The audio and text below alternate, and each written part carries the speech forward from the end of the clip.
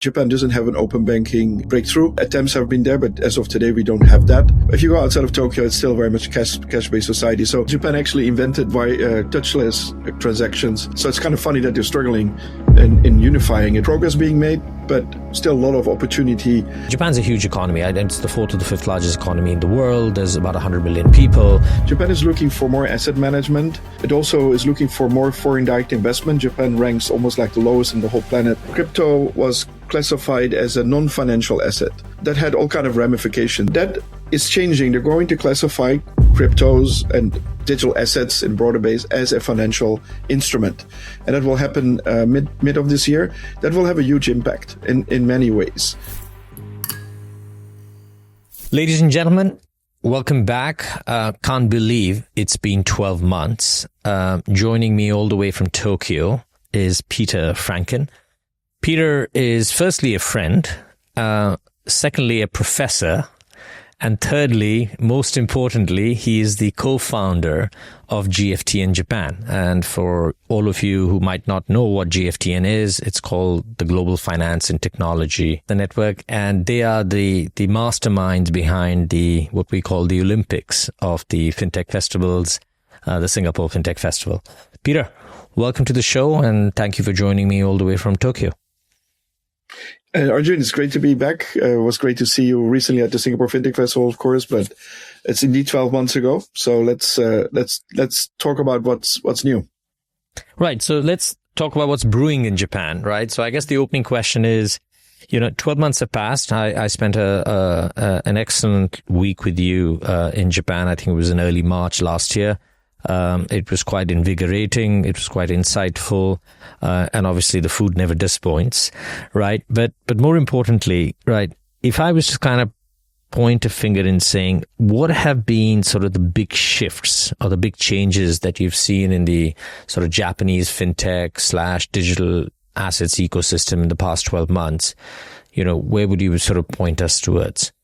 Okay. Yeah. So I think right after we had the festival of Forum last year, a few things happened that are kind of interesting to focus on.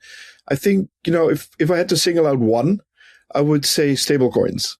And, first of all, Japan has been very forward looking in terms of regulating stablecoins.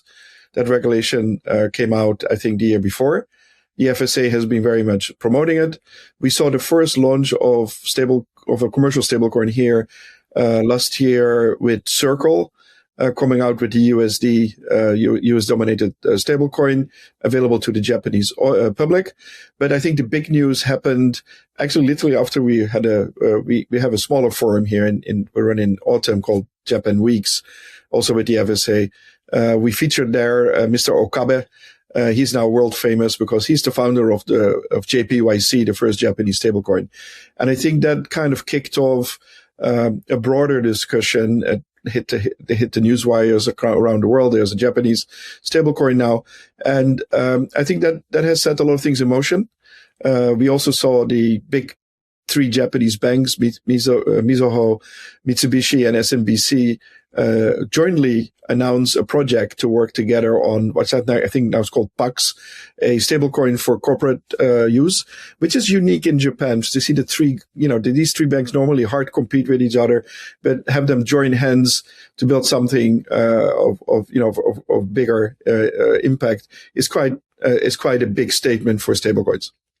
No, interesting. So, let me go back to 12 months ago. I sat through obviously a number of panel discussions, a number of roundtables, had the opportunity to participate and moderate a few of them. If I was to kind of highlight three topics, obviously there was a lot more which was discussed, right? And I do want to double click on all these three, which was what can we as Japan do in terms of greater regulatory, if I may say, facilitation, to sort of really find our space in what I call the global fintech scene. But let's start with solving some of the, the local needs. That was one big piece, which I remember coming around. The second was around sort of market adoption, right? In terms of how do we get fintech solutions market adopted, either through, working with the incumbent banks, so that the big incumbent banks become more open to working with fintechs, and that's kind of a global challenge. And the third bit was around talent, right? So how do we solve for the talent challenge, right, which exists, whether that is founders, whether that is engineering, and so on and so forth. So here's my question to you. Taking those three topics as sort of the basis, let's get away from all the clickbaity, the noise that we all hear with LinkedIn is sort of flooding us with every day. Tell us what has really shifted in these three areas. Where do you actually think the progress has been made? Okay, progress or not, it's sometimes for a debate. I think let's first of all look at the regulatory space. As I mentioned earlier, I think the Japanese regulators have been forward-looking in regulating most of the things in digital assets, tokenization, stable coins, and so forth. Crypto have gone through that. I think the big change that is coming, which has now been announced, is shifting. In Japan, crypto was classified as a non-financial asset, and that had all kind of ramifications. It was basically seen as a speculative thing.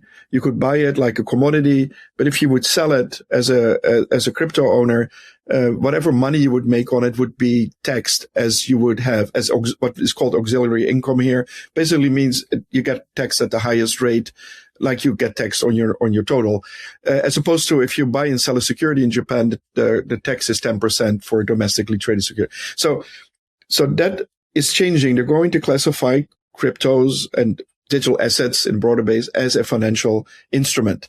And that will happen mid of this year. That will have a huge impact in many ways.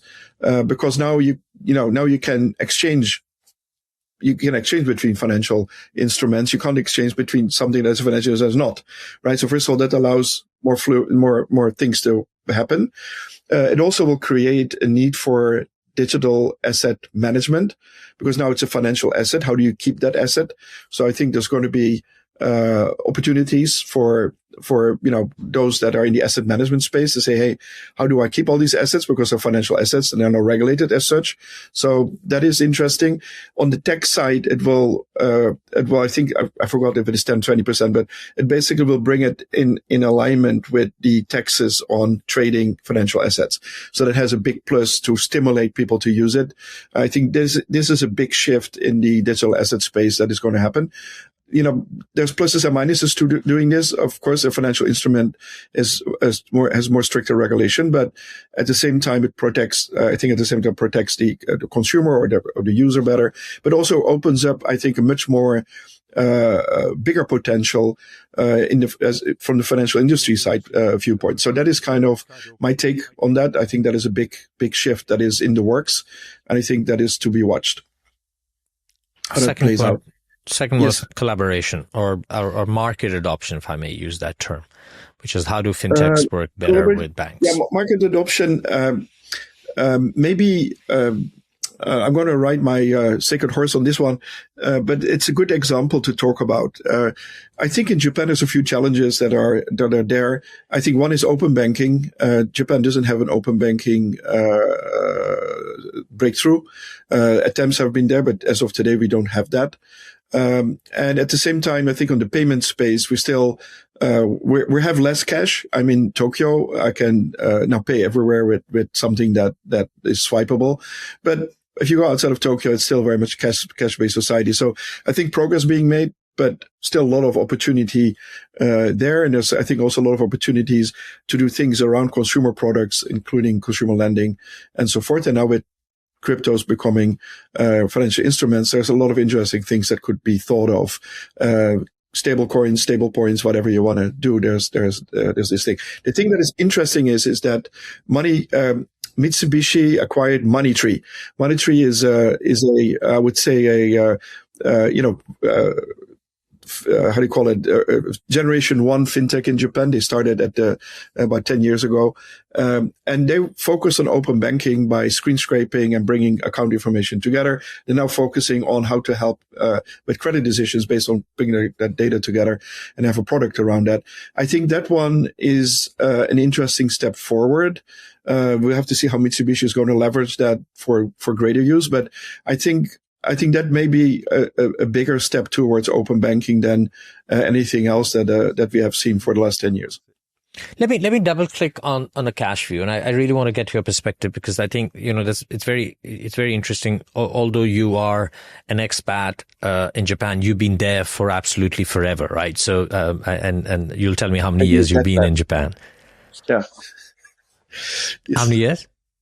So maybe I'm a dead pet. Well, that's joking, but I've been here for a while.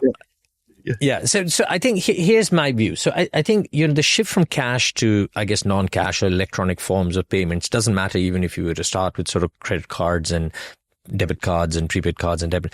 I think there are two elements that are quite interesting, right? One is, there's three things which I've had to break it down. And I'm talking about consumer payments. One is around education, right? So making people feel comfortable with something that is unusual to them. To a lot of the part of the world, actually, unfortunately, COVID drove that, right? It forced a lot of the world, which was reluctant towards using electronic forms of payments, right, into that world, because that was kind of the only option available, that was safe, et cetera, right? The second was demographics, right? And I think demographics arguably might work against Japan. You have an incredibly large silver economy. They've done things in a particular way. I'm not entirely convinced that there is enough being done in the world of fintech to address the silver economy as a segment by itself. And I think Japan is a great test bed, and I think this was a very interesting conversation I had last year. And then the third element here is that the whole ecosystem needs to be built, right? It's not just about the consumer, but it's also about the merchants. It's also about the businesses that are accepting payments, who are sort of willing to part away with what they might perceive as margin, which is acceptance cost, right?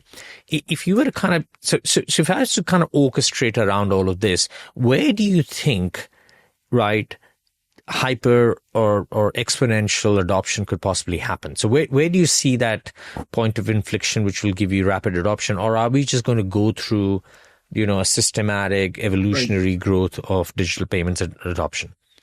I think besides COVID, the Olympics actually in Japan forced many merchants to get terminals that were kind of consumer friendly. It's a good question. I think there's multiple elements to it. I think one problem or challenge, if there's a breakthrough there, which is going to be hard, there's a lot of fragmentation in the payment in the payments in Japan. There's a lot of competition, so to speak, a lot of competing systems. Of course, PayPay had a big splash at that, but there is many others that are in use, including railway systems. There is, there is banks have their own thing. Then credit card is there. So there's multiple ways to pay. If you go to a Japanese convenience store or shop, they will show you, an A4 poster with like 30 or 40 logos on it of all the payments you can do there. The problem is it's all kind of siloed at the moment. If you go to Europe, that has been homogenized across Europe, and wherever you go, the thing works. In Japan, the terminals switch it. But if I want to send you money and we're at a bar in Tokyo, the odds that I can send money to you is limited because I'm on PayPay and you're on Rakuten points or something, and we can't just connect easily. So I think that's one thing. A breakthrough, which, if we think a little bit more, what could it be? I think besides the government taking a more aggressive stance on that, and the FSA has recently just announced that they're going to focus on a payment initiative, which I think may have that impact, but it will take time. Another thing could be stablecoins itself. It's kind of interesting, but they're kind of, if they're freely, if we can send money between wallets and stablecoins are one-to-one and Japanese regulated, it is a very easy way to solve that problem in a way, right? Now, it may not be the way that banks want to think about it, but it takes away this problem that everybody is on different systems and so forth. If we could homogenize on that. Now, not everybody's thinking in that direction yet, but it could be there's another, kind of unlock, is that a lot of people in Japan use credit cards because of the point system that is tied to it, and the incentive and the kind of point system loyalty is a big thing. Now, if you can find a way to make points more general usable, then I think we can see more adaption of things. As hey, it doesn't matter what I use, I can use this in a better way. You talked about graying society and so forth. that is there for sure. Still very much cash based. There's work being done there. In Japan, we call it financial inclusion. Is used in Japan for the older generations, not for people at the bottom of the pyramid, but it is an active government program as well. I don't know what will be the big breakthrough, but I think convenience is always a very important part. The other thing is on the merchant side. As you mentioned, the cost of friction in Japan is very high. European Community has rules around what you can charge as a credit card company for certain types of transactions. In Japan, it's all the same. I think the credit cards charge up to 4 to 5% to the merchant. That's way too high. And so that's why PayPay is making business, because they arbitrate in that space. But I think if there is and if you follow the latest news, there's an election coming. Topics that are playing are around reducing the consumption tax in Japan for food. That's 8%. Now, if a credit card company charges 5% on top of that, I think it is maybe an interesting discussion to see if the government in Japan is going to talk to the credit card companies and say, can you chip in another 4, right? For those classes, what is the risk on buying a bag of rice is really the question here. So I think these things need to be addressed to make it more interesting for merchants, specifically smaller merchants, and also for consumers to have something where, they're not in this silo, so I can't go to your silo. Okay, I've got 2 very quick questions that'll lead us to Talent Point also. One is, are there any signs of, a digital public infrastructure initiative like we've seen in India or Brazil where, you actually have real-time payment rails for domestic payments, right? Because you talked about interoperability being a challenge, right? The way, India and other countries have solved for it is by saying, here's a common infrastructure base. You can all then build your solutions on top of it. At the same time, let me just ask the second question too, because it'll sort of give you enough time to answer, is I see Japan's a huge economy. It's the 4th or the 5th largest economy in the world. There's about 100 million people, right? It has it has what I call still generation 1 challenges in a lot of ways, right? Which have been quite solved for.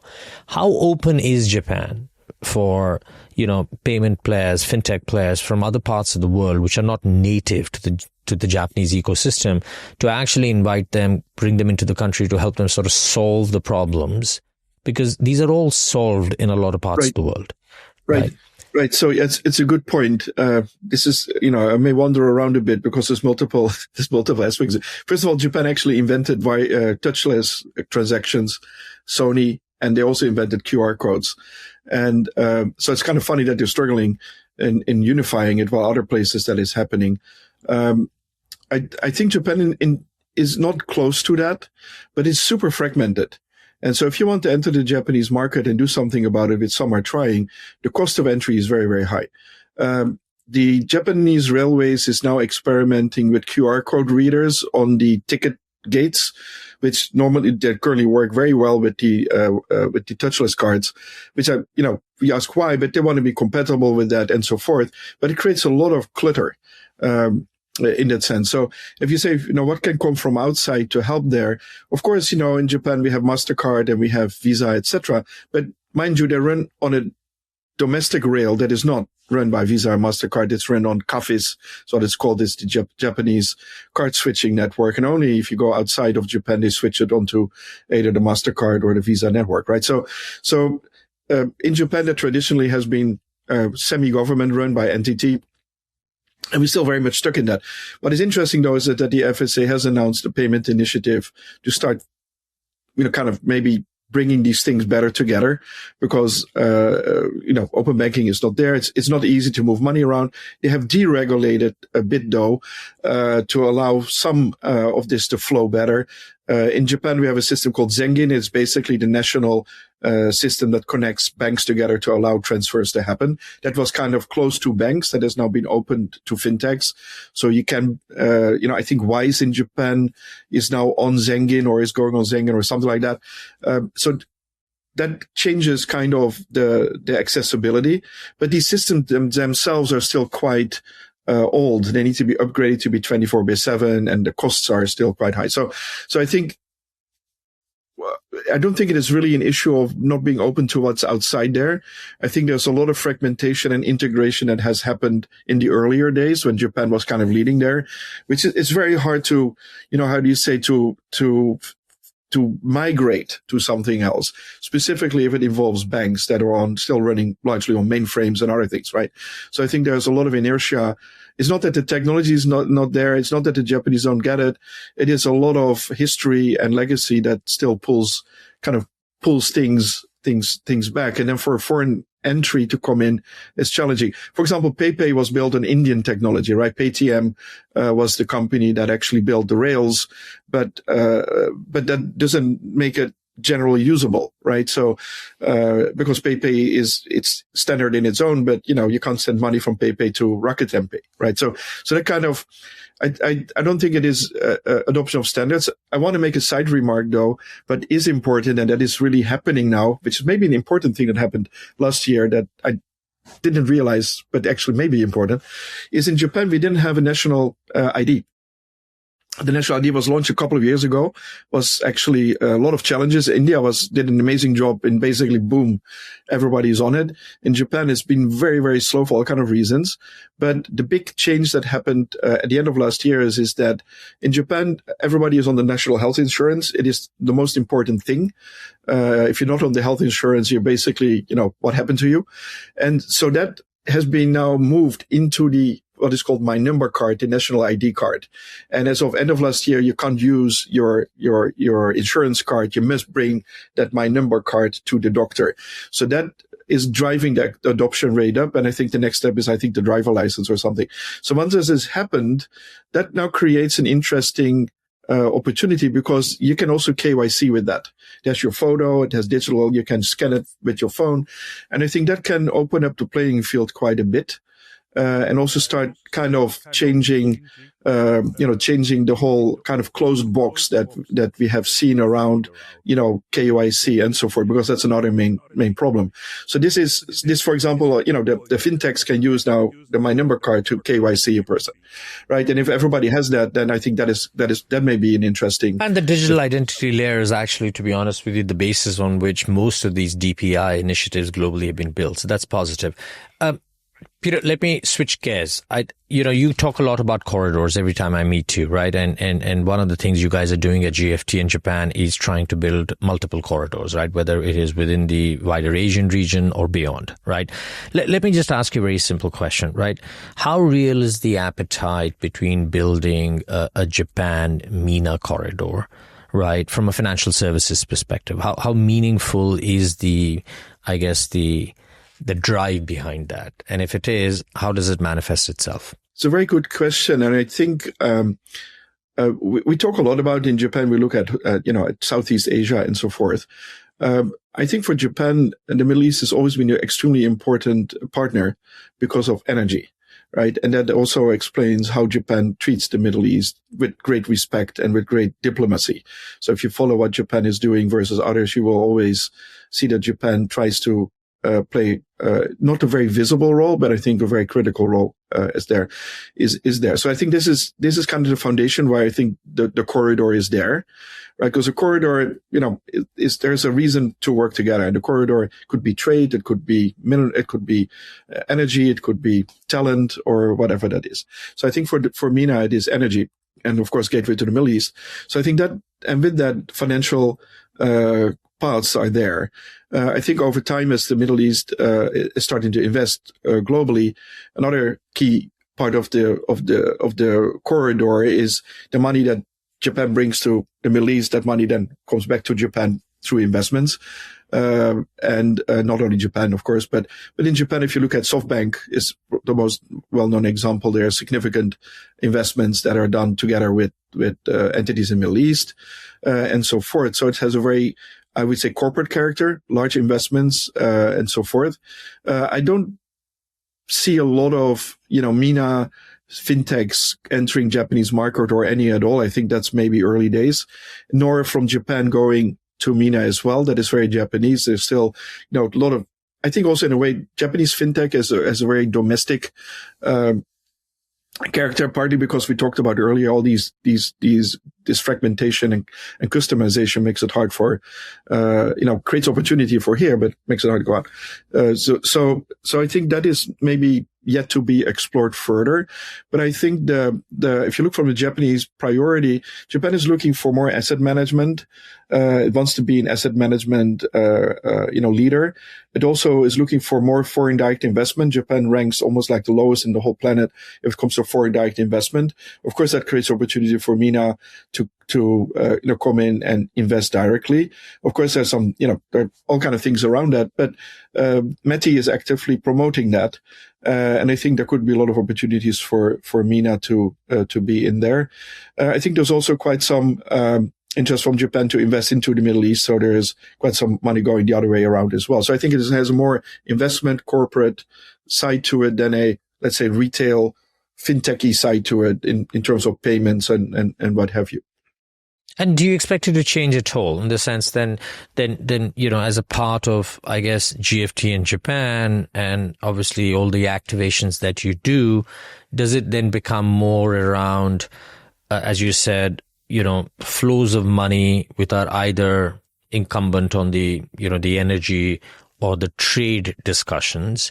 Or do we start to see significant amount of sort of channeled Japanese capital finding its way into the, if I may say, the technology ecosystem of the Middle East? Because, we've been doing, and then vice versa, we start to see some capable, if I may say, global infrastructure fintechs, tech fins, whether it's in the digital asset space, whether it's in the asset management, wealth, and so on and so forth, then finding its way back into Japan to add that sort of, if I may say, that extra oomph.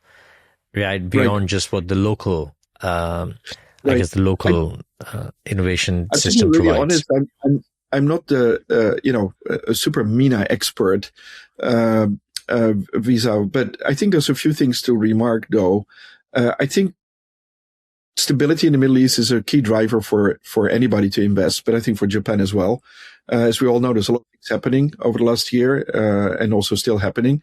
But if there is more stability, I think Japan can play a more decisive role there. There's good relationships they have kept over the years, so I think that is maybe one I would say may sustain. I think there's other things that may need some time. I think if we have seen over the last year, some of the key things that happened is that some of the Japanese banks have made significant investments or have purchased banks in India. And maybe also in Indonesia, etc. So Middle East is not, I don't think Middle East has been on that list yet, but it's also connected to Islamic banking and so forth. So I think it will be a big step forward for Japanese larger institutions to start investing in the Middle East and maybe, buy part of a Islamic bank and start really playing in that field more actively. Of course, Indonesia has a lot of Islamic banking, but I think that may be one step, but there could be a lot of interest. I think Japan could be, could be a rainmaker in that sense, bringing some of that capital out and start investing in Middle Eastern fintech. Okay, right. The only reason I say is over the last 12 months, if I, visited a couple of the large events out here, the large sort of, if I may say, conferences out here, we've actually seen significant presence from what I call government, quasi-government facilitators, right? Whether it's the Tokyo Metropolitan Government, whether it's other bodies, and apologies, the names escape me, right? So there seems to be an interest in terms of, and I'll be very open with you, there seems to be an interest in terms of encouraging Japanese technology within the world of financial services to find its way within the wider sort of MENA ecosystem. What I haven't seen is the reciprocity. Or maybe it's just there, but it's not well communicated or well understood, right? And since go ahead. Meaning from MENA into Japan? Yeah, so the reciprocity in terms of Japan. See, one of the things I'll be very open, Japan is, we all know Japan, but we don't know Japan. That's kind of the statement I always make, right? Because, we all like our sushi. We all love, the Japanese culture is very enamoring. Matcha has taken over every 15-year-old girl's life, right? So in a lot of ways, we feel that we live Japan every day in our lives. But, the last 3 years that I've been coming to Japan, I'm incredibly surprised by the new things I see about Japan, right?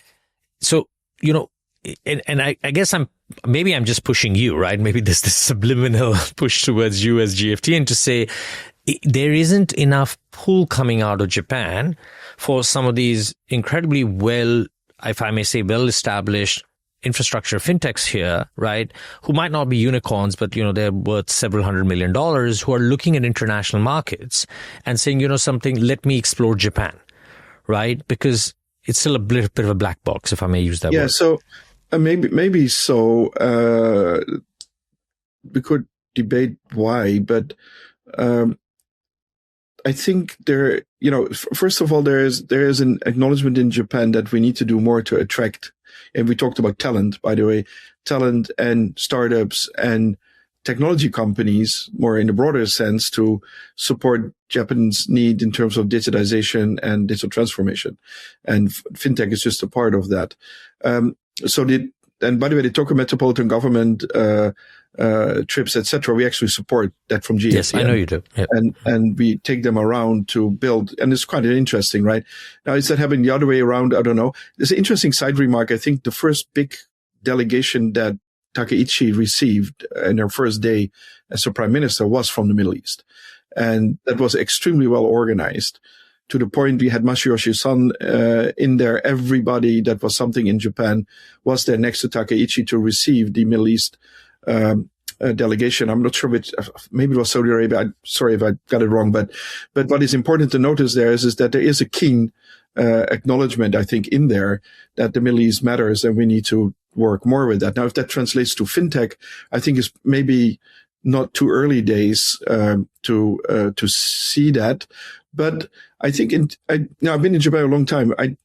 Japan is not against bringing things in, but you have to willing to invest into Japan, and it takes time.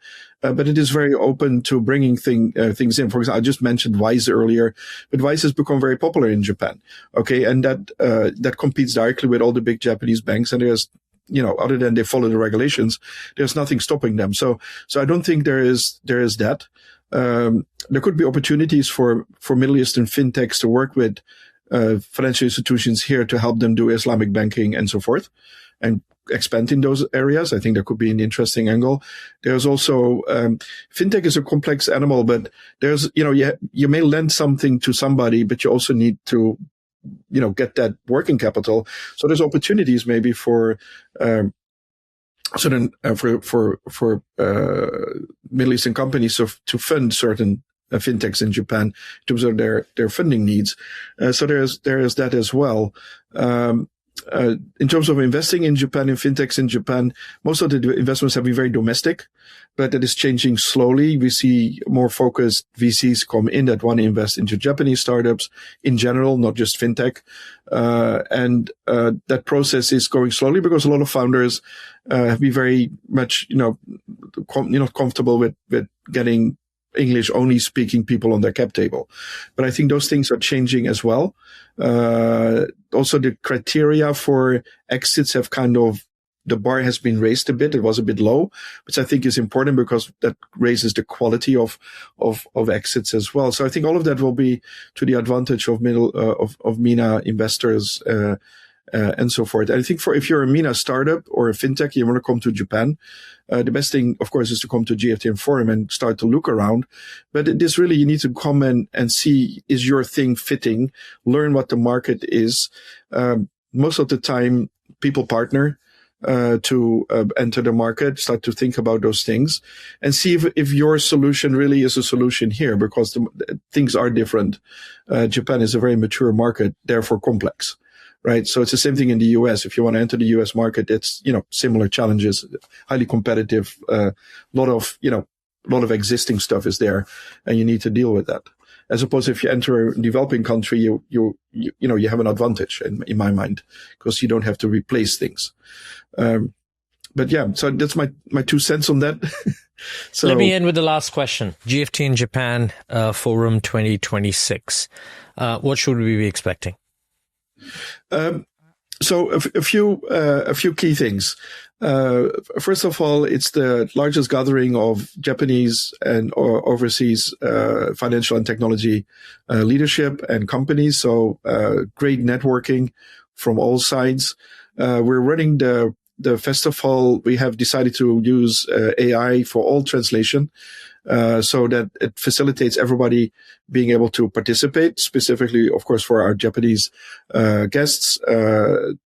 The AI, I think the AI made a big breakthrough over the last year in making that really usable. We're also going to run all our roundtables, all our open stage and so forth will be fully translated English, Japanese. And if you have a mobile phone, there's an app. You can also follow it in 30 other 30 other languages live. I think in terms of theme, we are going to focus on agentic AI and how that plays into the financial industry here across payments, banking, insurance, capital markets.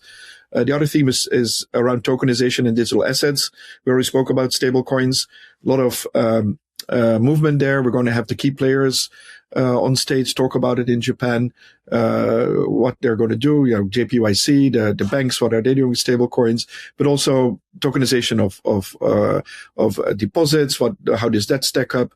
The change of crypto chains into financial instrument is a big topic in that.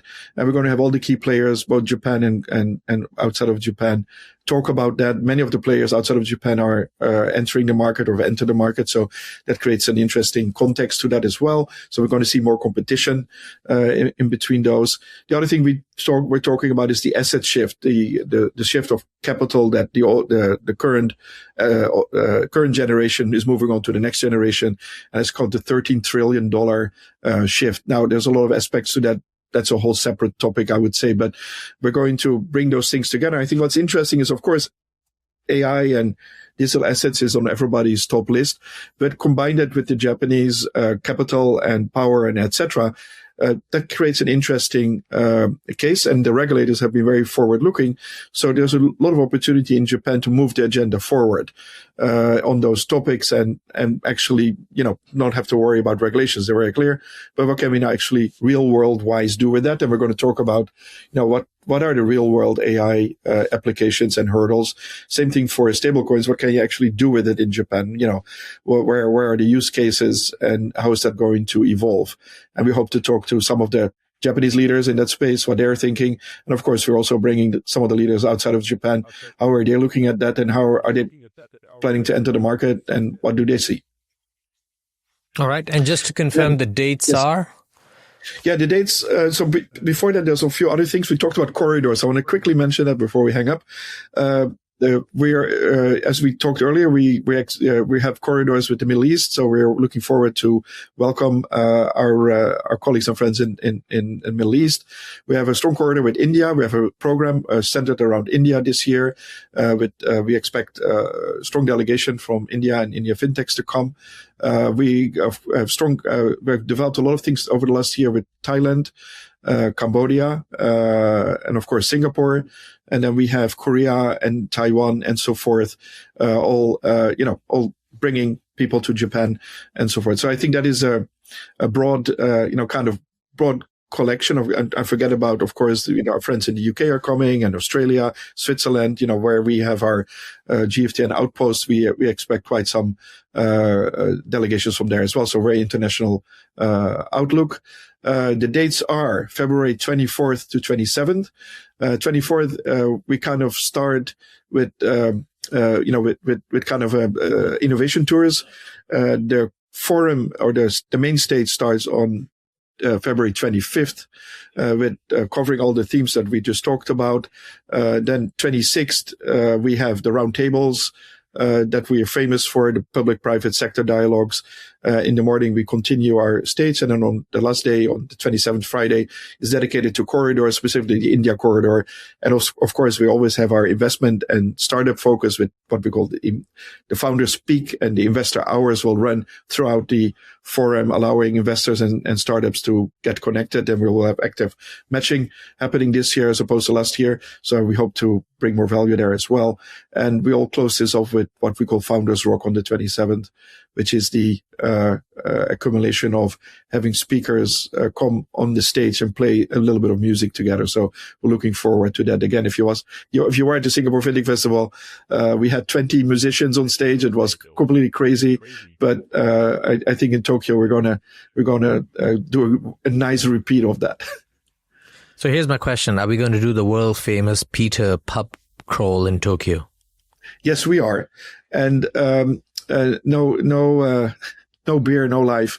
So that will happen on the 26th. Following the tradition in Singapore, the pub crawl, we have called it the Izakaya night.